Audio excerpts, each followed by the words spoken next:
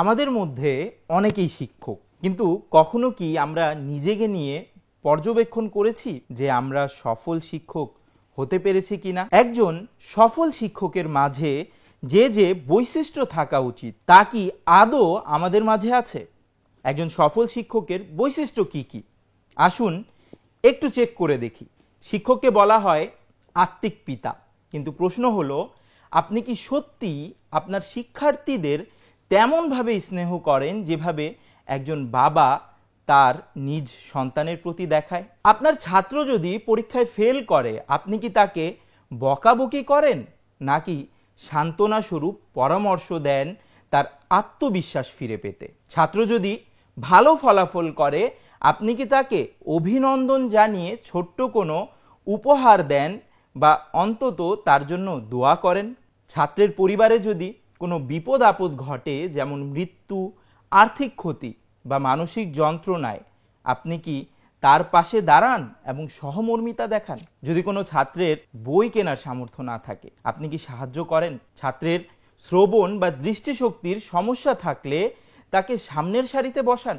আপনি কি নিয়মিতভাবে শিক্ষার্থীদের মধ্যে জ্ঞান অর্জনের আগ্রহ বাড়াতে গল্প শোনান? পূর্ববর্তী মনীষীদের ঘটনা শুনিয়ে তাদের উৎসাহ প্রদান করেন? আপনি কি আপনার ছাত্রদের আপনি বলে সম্বোধন করেন, নাকি এই, ওই বা তুই তুকারি করেন, যা তাদের মনে আপনার প্রতি সম্মান কমিয়ে দেয়? আপনি কি কখনো ছাত্রকে ঠাট্টার ছলে ডাকনাম দেন, যেমন মোটু, টাকলা, বয়রা?